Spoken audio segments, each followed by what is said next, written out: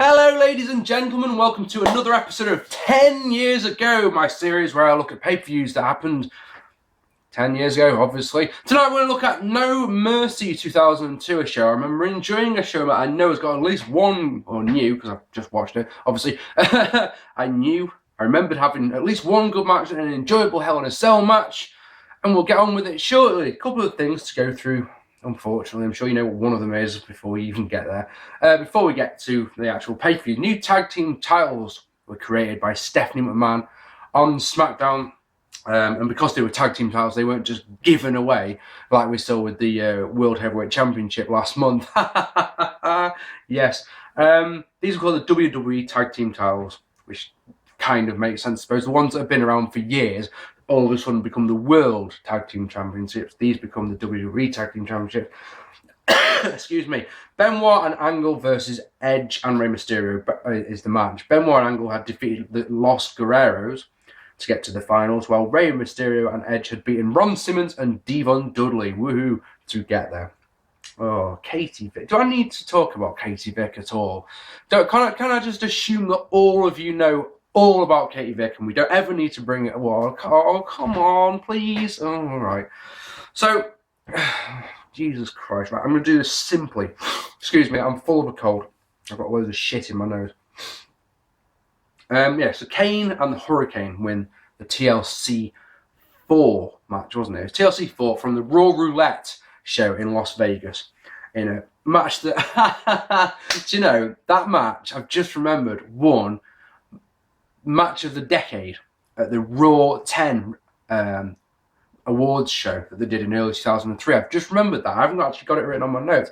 Yeah, that match was voted Match of the Decade. That match was voted as the best match in Raw in 10 years, if you can believe that. All the great matches we've had on Raw, this one was better than all of it, apparently. And it was a 2.5 star, maybe a 3-star match if you're lucky. Kane won it, right? Check this out. The Hurricane had been injured earlier on in the show, so Kane won them on his own and spent the last 5 minutes of the match on the outside just sitting, selling, and then proceeded to do it and climb up and get the belts. Ridiculous how that was the match of the decade. I have no idea.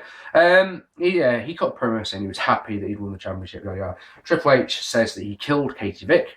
Next week Kane explains, but Triple H says that he's got proof of him doing shit with. Oh no, he says that Triple H says that not only was she dead, there was traces of semen on her. So Triple H says he's got proof that Kane fucked her. And you see a video. See, I'm telling you, simplified as much as I'd want to talk about it. And he shows a video of Triple H dressed up as Kane, shagging a mannequin that the Wrestle Crap guys bought because they're insane. And then he chucks some noodles or something like that at the camera and says, "Look, I screwed her brains out." You're like, oh, watching it's horrible. Sky Sports over here refused to show any of it because they thought it was absolutely disgraceful, as you can probably imagine. WWE, the whole point of this was it was a publicity stunt. It was to try and get some media attention, and it failed so spectacularly because after the gay wedding shit that they pulled just before Unforgiven, they were completely shut up. Don't turn your Facebook chaff. They were completely uninterested in WWE. The mainstream media were absolutely uninterested. Why they couldn't have just done Kane versus Triple H? I have no idea. Why they had to even do this storyline, I have absolutely no idea. It was massacred by everyone. It was quite rightly voted as one of the stupidest angles that there's ever been. Quite rightly, it was an embarrassing thing to be a wrestling fan. Imagine inviting some non-wrestling friends over, Hey guys, come over to my house and watch Raw, it'll be fucking awesome. Your first time, you'll love it, man, it's going to be incredible. And then they show them that. That would be fucking embarrassing, wouldn't it? Fuck me, man. Katie Vick. Just awful. That is as simplified as I'm going to get. I've probably missed out loads of it. Thing is, I don't want to even talk about it. I don't even want to think about it. Should we get on with the show? Because once again, I've waffled for way too long. I'm just going to mute my computer, actually. Or hair, I could turn Facebook chat off, couldn't I? So, opening contest is Christian and Chris Jericho defeating Booker T and Goldust in a match to retain the world tag title. So, CNC, as I've written here, they won the titles on the previous Raw by beating Kane and the Hurricane, as I mentioned, who had won the titles in that TLC. Obviously, Christian has ditched the Americans after they imploded in between Unforgiven and this show, they imploded. Goldust plays facing peril until he hits a nice power slam. He did do power slams nicely, Goldust, and he really had a nice snap on his power slams. He attacks Booker, who cleans out, including a main event spinebuster. Goldust hits the Shattered Dreams on Christian, then drop toe holds Jericho onto his balls in a very funny spot. Wars is stopped with a super kick from Booker, who hits a missile drop kick, then hits a bloody spinneroonie. Jericho goes for a lion top, but the second rope breaks. Fan-fucking-tastic. Jericho with a bulldog on the top and then improvising because he's got no second rope, hits a moonsault off the top. That gets the win. Match was okay, nothing special, and to be honest, the memorable part of it is Jericho snapping the ropes. It's probably, if you think about it, that fucking heel beard weighing him down, but man, who knows. In the back, SmackDown's #1 announcer Funaki interviews Al Wilson. And then we get one of the worst matches of the year 2002 as Torrie Wilson defeated Dawn Marie in an absolutely woefully bad match. I think these two should consider themselves exceptionally lucky that I don't go into minus figures because this is a straight dud. Whole bunch of steaming poo. Torrie wins with a neck breaker. It's all I'm going to say about that. In the back, RVD does his best impression of Ric Flair, which is horrendous. And some bird called Tracy, who we'll talk about in a bit, does some talking, which is nice. Then, RVD defeated Ric Flair in a match, as last month RVD was cost the World Championship by Ric Flair interfering in his match with Triple H. Flair controls for a long time with his very limited moveset, mainly consisting of chops. He works the leg a bit though, he gets a belly-to-back suplex, then locks on the figure four, but RVD is able to escape. Whoop-de-doo. A couple of pins go nowhere. Figure four is counted in cradle for two. There's just nothing of note at all. Rolling Thunder gets two as Flair gets a foot on the ropes. Spin kick and a 5-star got the win for RVD. Whoop-de-doo, 1-star because I'm very, very, very nice. And the highlight of the show comes up for me next. And I swear, I can't find a clip of it on YouTube, which is really annoying, but I swear this is how it goes down. The Big Show comes out. It sees Bischoff in the back, yeah. He's moaning, he's been talking to Steph. Bischoff comes in, what the fuck's going on there, sort of thing. And Big Show starts off in this rant about how he hasn't been on a pay-per-view since July, how he hasn't main evented a show in ages. And he says, and I swear this is true, and what have I been doing? I've been standing around with my thumb in my ass. Jesus Christ, that's fucking brilliant. Standing around with my thumb, and he does this as well, with my thumb in my...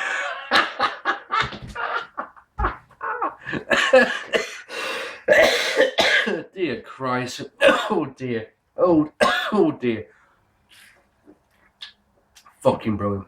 They're a package on the Intercontinental Championship, which makes me sad. It used to be such a prestigious belt.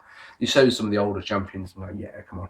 And yeah, for me, I've said this before, probably on a vid as well, but I know I've said it privately, that the Attitude Era did some great things, didn't it? It brought a lot of us into wrestling. Yeah, a lot of people became wrestling fans. Maybe you watching this now, you became a wrestling fan during the Attitude Era. One of the things it absolutely did do is absolutely fuck up the IC Championship, and that's always bothered me. Champions like China and the Godfather, Val Venus, and the Attitude Era. No.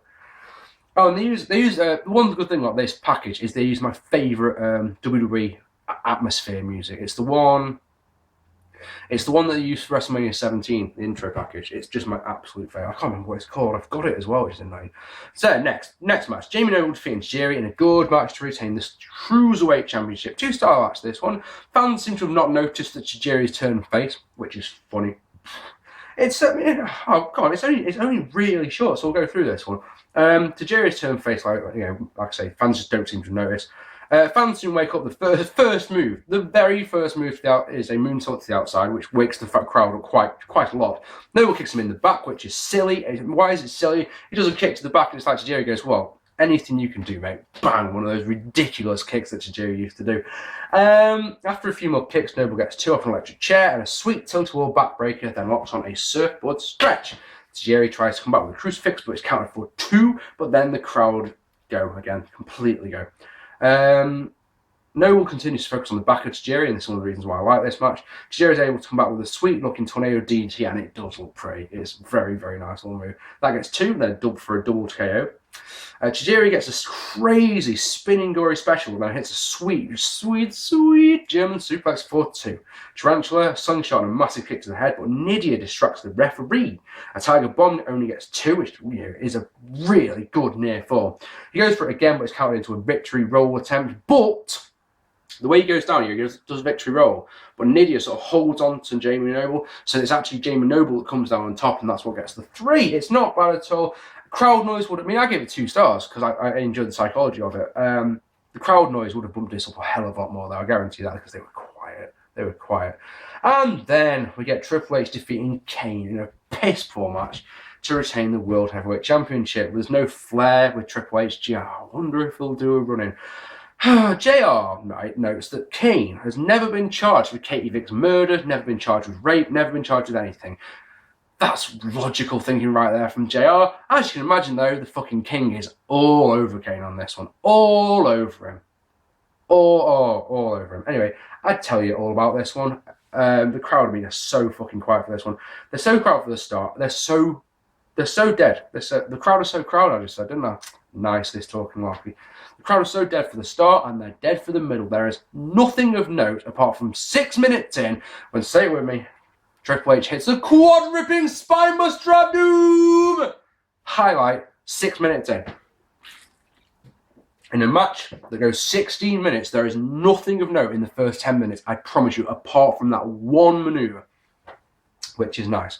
We get choking, we get a sleeper from the game, which is lovely. Way, lucky us. Let's go about 10 minutes in then. So Kane manages to break the sleeper with a sidewalk slam. Goes up top, but Flair comes charging out. There he is. What did I just say? He gets the belt, but walks into a big boot. But that means that Triple H can get the belt, and naturally he uses it for a 2 count. Hurricane comes out in probably one of his only appearances in any sort of main event feud. He comes out to chase out Flair, but he eats a pedigree on the outside like the fucking jobber that he is. Kane gets a power slam for 2. They head up top. Kane gets knocked off, but when Triple H comes off, he eats boot. Yay! Earl gets a big boot. There's your ref bump. They go outside where Triple H goes through the Spanish announce table, and that is the first thing that really gets a decent reaction from the crowd. But even the pedigree on the outside didn't really get much. Pedigree on the outside, you'd think it'd get a massive pop, but no, nothing. Absolutely nothing. Inside, again, Flair tries to use the hammer.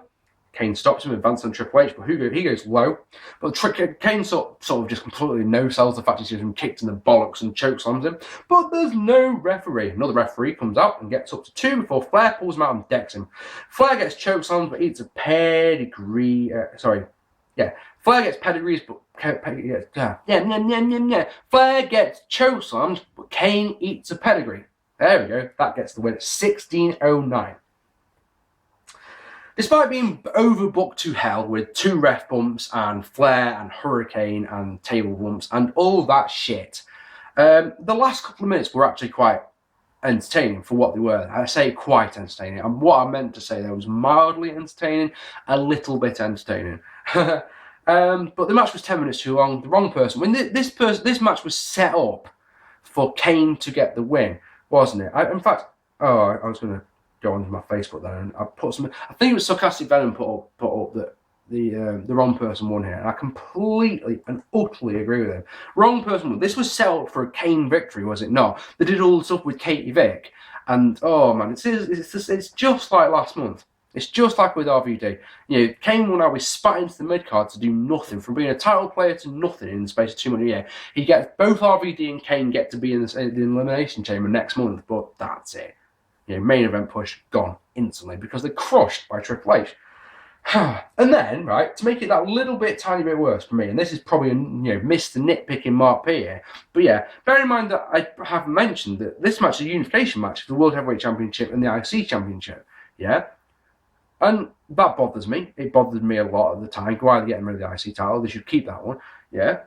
Fucking Triple H, when he wins, wanders off, not with both belts, but just with the World Heavyweight Championship, as if the IC Championship doesn't matter at all. It didn't matter. It's nothing. That's beneath him. Yada, yada, yada. Fuck off. 1 star, because I'm absolutely the nicest person on this earth, and I'm in a good mood. In the back, Tracy talks to Stephanie, and this is genius, right? He's got a camera on you. There's potentially millions of people watching this show. And Steph says, between you and me, like, really? Anyway, basically she gets Tracy to confess that this whole affair with Undertaker that Brock Lesnar's put him up, that basically Brock Lesnar and Paul Heyman have put her up to it. And it never actually happened. Between you and me, Undertaker's actually listening. Yada, yada, yada. What to do? Next, though, match of the night by a long shot. Not only match of the night, match of the year, in my opinion, from the WWE was Chris Benoit and Kurt Angle defeating Rey Mysterio and Edge in an absolutely amazing match to become the first WWE Tag Team Champions. Let's go through this one. Now, first things first, we've got to say, I'm sure all four men in this match were absolutely bricking it coming out. Because like, I'm sure they were going to the curtain. How the fuck do I follow that one? That was a classic match. Angle and Ray start with Angle taking it easy, even slapping Ray's head, making fun of him. Ray, however, comes back with a nice seated leg drop and in turn makes fun of Kurt by slapping him his head, which makes him mad. He bails, but then, right, he gets up onto the apron and tags an Edge. Now, I don't know much about wrestling, but I'm pretty certain that you have to be in the ring to do a tag. You can't tag in and out when you're on the apron, but the referee allows it, so they go to the mat, Edge and Angle do. Then Edge hits a nice hip top, which makes Angle even madder. So he tags in Benoit, trades arm drags with Edge, and gets on a headlock. Edge comes back with the kitchen sink and a gut buster for 2. But one problem. The crowd are completely silent. Edge with a backbreaker for 2 as he continues to work the ribs with a shoulder in the corner, and then Flapjack gets 2 off an off Oklahoma. I can't spell. Even when I'm on a excuse me. Even on a computer, my writing is atrocious. He gets 2 off an Oklahoma roll. Angle needs Edge in the back, try and stop his momentum, but Edge then counters an Irish whip and hits a spear to Angle on the outside, who's on the apron. Sorry, fantastic little maneuver.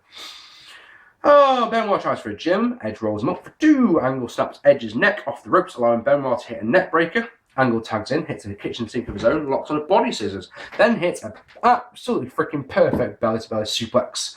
Benoit in, he gets the rolling German suplexes. I shouldn't scroll down while I'm still talking, should I? Because I just lose my place. Like, where has it gone? Benoit in, gets the rolling Germans. He knocks Ray off the apron and goes up top. Edge follows and hits a suplex hot tag to Ray, who owns Benoit, before putting him in the ropes and hitting a springboard leg drop. It looks 2, and it looks good. It looks 2. It looks 2. Why do I do these vids? Why do you watch these vids? What is wrong with you? Who's worse? Me for doing shit vids, you for watching these shit vids? Have an open the window. Fuck's sake.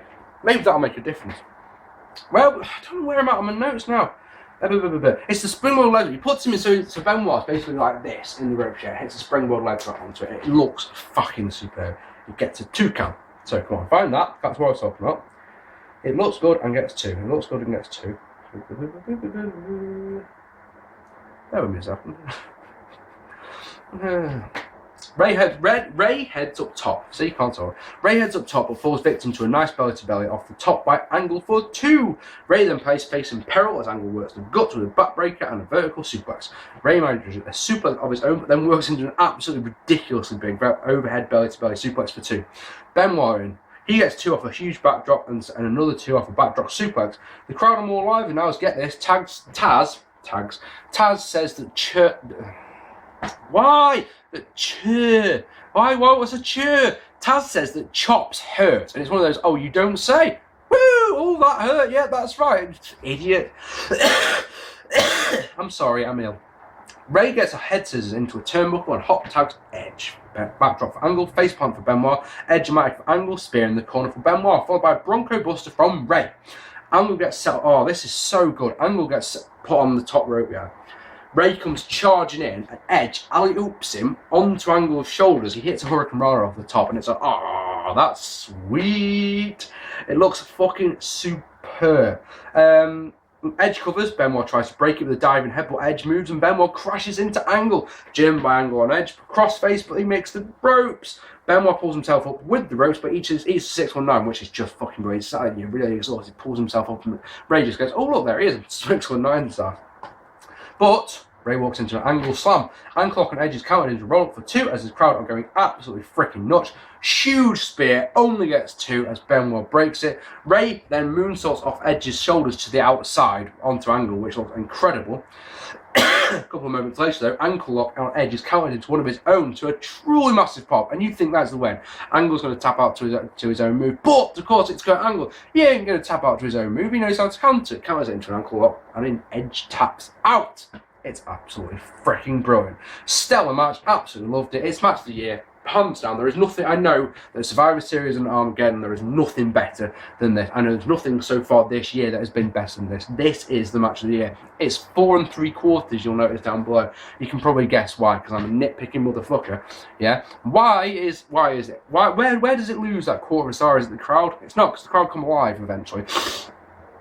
It starts slow and builds up nicely.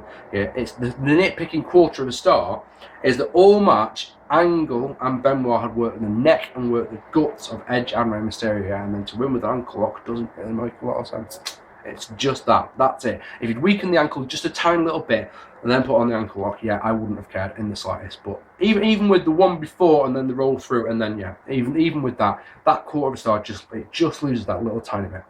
On Facebook, my good friend Dan Agar, who was Danny Ace in UBW, says, God damn, I'm so ill. Considering this was a time when the main event spotlights of both shows were centered around sex with a dead person, i.e. Triple H and Kane, as we said, or an affair marriage troubles with Lesnar and Taker, this took the 4 people who were at the time were the backbone of the company, threw them into a tournament because there was nothing better written for them, and what we got was a 5-star classic that people will remember and fans can be proud of. I hate WWE on the best of days, but this, as a wrestling fan, I'm proud of. A classic from the opening bell. Well said, Danny. Well said. Not quite 5 stars there.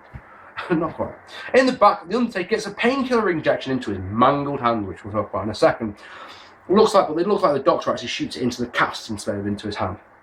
And then Trish Stratus defeated Victoria in a nothing match.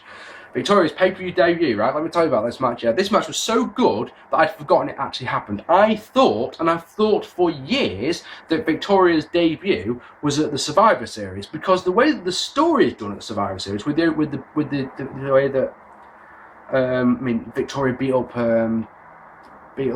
Torrie, didn't she? Not Torrie. What's her name? Oh God, something Runnels. You know it. You shouting at me. Come on, say it so I can hear it a little bit more. Something Runnels. All right, Terry Runnels. That's right. Beat up Terry because she looked a bit like Trish Stratus. You know, I thought because I'd seen it, I must have completely forgotten that when I must have completely forgotten I watched this show. To be honest, this show's been just wiped from the old memory because it's shit. I mean, because I don't know. Anyway, yeah. So Victoria's pay-per-view debut. The crowd chant "We want puppies" through this one because they're that fucking bored. The best move of the match is a sidewalk slam by Victoria, neck breaker and a roll up get the win, and then after the bell, Victoria hits a kick to the jaw of Trish. Yay, happy days. Stop messaging me on Facebook chat, please. And in the main event. Oh, I'm going to get some heat for this one, I know it. Brock Lesnar defeating The Undertaker in a good Hell in a Cell match. This is a good match. It's just not a great match. Listen to me carefully and I'll explain why. So the build-up is Lesnar breaking Taker's hand with a propane tank. Bam. Propane tank, busted hand. His right hand is broken. So remember I've said in my vids in the past that one of the reasons I didn't like Stephanie McMahon as a general manager is that 1 minute she'd be a big bad heel and she'd be talking down to her wrestlers. And then the next segment she'd be a face. Well, in one of those full-on babyface moments, she says that Taker still wants his rematch, still wants another shot at the title, and I'm going to make the name of the stipulation. It's going to be Hell in a Cell. Oh my God. I've heard, although I can't substantiate this one, but I've heard and I've read that Triple H wasn't very happy about this. He considers the Hell in a Cell match his match, and he really wanted the Hell in a Cell match for him versus Kane. Now, bearing in mind, there'd already been a Hell in a Cell match this year. Do you remember at Judgment Day? 2 in 1 year would surely been just a little bit excessive, and especially I mean, would they have needed a Hell in a Cell with all the stuff that had gone on with Katie Vick? Would they really? Anyway, don't forget there's Tracy. Apparently, some broad that was shagging Undertaker. Undertaker looks at her like, I've not seen you for years. What the fuck are you talking about? And then, as we know, it was all revealed to be a ruse anyway. Utterly pointless. Utterly pointless. Now, of course, surely, Brock Lesnar will focus on the injured right hand of this match. Surely. Because he's got a great big comedy cast on it. One of the build-up parts of the story, yeah, was that Undertaker was allowed to use the cast in the match, right? Heyman and Lesnar have been saying you can't use the cast. Now, it's Hell in a Cell match, yeah? There's no rules. Why does it matter? But apparently one of the big selling points of the match is he's allowed to use the cast. Anyway, Brock starts with a big power slam for 2. Taker punches back with the cast. Brock stomps away and puts on an armbar, and then Taker gets out of it, uses the cast, the injured hand. But that, right, check this, it busts him open, which you just do not see coming so early in the match. Completely. Taker launches Brock into the cell various times, and then guess what he does? He uses the cast. He completely no-sells every shot. If you're going to use the cast, if you must use the cast, punch! That injection that we saw the doctor giving him must be fucking incredible. Must be the greatest thing ever. It really must. Taker then does a leg drop on the apron, followed by an absolutely horrendous looking knee drop off the top for 2. Another punch, another no-sell. Heyman tries to interfere through the cell, right? So Taker grabs his arm, because there's holes cut into the cell. Grabs his arm, pulls him through, basically pulls him through into the cage. And then because he's right next to the cage, hits a big boot on him, so the cell goes into his face. Heyman's busted open. Heyman is not only busted open, but does a manly blade job at that. Very impressive, very good. Taker then rams him repeatedly into the cell, which is good. Brock comes charging in, but Lesnar moves, meaning that Brock goes flying into Paul. Happy, happy days.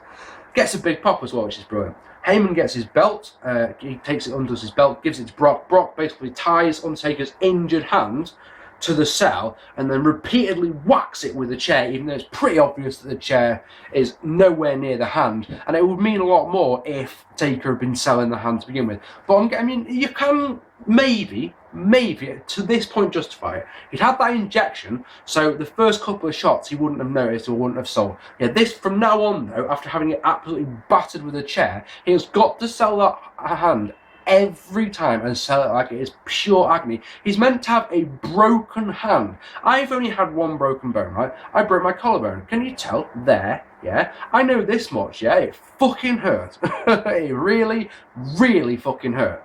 Yeah, I landed on the bone. I was playing soccer. So my American fans that don't go into football. Running along, got tackled. Yeah, did a full 360 in midair. Well, very bigger than 360, isn't it? We're what 720. What's one in between? 450. I don't care. Came down on my shoulder. Broke it clean in 2. There's a great big split down the middle. Yeah, it fucking wrecked. If you got broken hands, your painkiller injection might last a couple of minutes, but after being hit with with a steel chair while it's tied up against to the cell, everything else you've got to sell, everything. The belt rips clean in 2, so Taker an escape and naturally pounds away with the cast. Brock isn't in this match at all. Brock then rips the cast off and then works the hand more with some arm bars and shit, punching the hands. Taker style. They go up top. Taker low blow knocks Brock off, and then it's in shit like this. Taker is already on the top rope. So what he does, he grabs onto the cell and sort of moves himself across while walking on the top rope into the middle of the ring, right on the top rope. Hits a massive elbow drop on his right elbow. Now think about it, an elbow drop, you're coming down the point of your elbow, but you're actually coming down like that, aren't you? That lands first, then you come down. Yeah, on the injured arm. Yeah, does he sell it? Does he fuck? Absolutely does not sell it in the slightest. So irritating. Why did they do this hand storyline if they're just going to completely ignore it as the point I'm trying to make here, people? Brock is knocked to the outside. Taker follows and with a suicide dive. He tried to lift his stairs, but he tries to lift up the heavy steel steps, the hollow ones that weigh about 150,000 pounds according to Cole. Yeah, but the injured hand is too injured and he can't lift it up. Oh, fuck off. Oh, dear me. You notice Taker pulls his blade out of his left glove, which is lovely, and then Brock gets the stairs. Come on, Bray, it's one last match. Backs him with him. Taker goes down. As he goes down, next shot of Taker, and he's busted open. And to his credit, ladies and gentlemen, this is a manly blade job. Proverbial crimson mask in a couple of seconds. A few more stair shots and a spine buster to get 2 for Lesnar. They do the old slugfest bouye spot with the injured hand. For fuck's sake, Taker is pissing blood at this point. It's dribbling down him. It really is. He goes to the old school, but it's countered. F5 is countered into a fuck. Oh, and at this point, I'm so pissed off about this fucking match because with the broken hand, he hits a fucking choke slam, and you're just like, how are you doing this? I understand there's fucking Superman Cena, but he isn't wrestling with a broken hand. If you're going to do a storyline with a broken hand, why fucking fucking ignore it. It just makes it feel like, so what was the point in me investing in that storyline for all those weeks on SmackDown? Taking completely no sells the hand again as he hits a clothesline. Lesnar tries for a powerbomb, it's counter enabling Taker to hit a DDT. Lesnar pounds in the corner but gets hit with the last ride, but Lesnar gets a hand on the ropes. They do a tombstone reversal sequence, but then an F5 gets the win at 27 minutes and 14 seconds. Oh, it's always something on this field, isn't it? Lesnar gets the title, climbs to the top of the match, absolutely no sell in the match whatsoever. Thing is, right, let me tell you something, Willis. This is a 3-star match. I mean, I really enjoyed the match. But, right, I know I harp on about psychology a lot. I know I do. In some respects, right, maybe, I'm being a man here and admitting, maybe I go on about it too much. Alright, maybe I do. But when the psychology of the match is an integral part of the storyline, you can't ignore it. You just can't. Which means that this match that potentially could have been better isn't. So for me, it's a 3-star match. You know, it could have been so much more. Because of that, you know, it's like I just said a couple of times in that. And then the central story of the match is practically ignored. Where what's the point in doing it? So take the Hell in a Cell match. Excuse me. Hell in a Cell match, the tag team title match, and maybe the cruiserweight match, and you've got 3 matches that are worth watching on this show. Everything else is completely avoidable. So what I'd say is, 2 of those matches are available on YouTube. I'm sure the cruiserweight matches as well. Watch them on there. Go be my guest.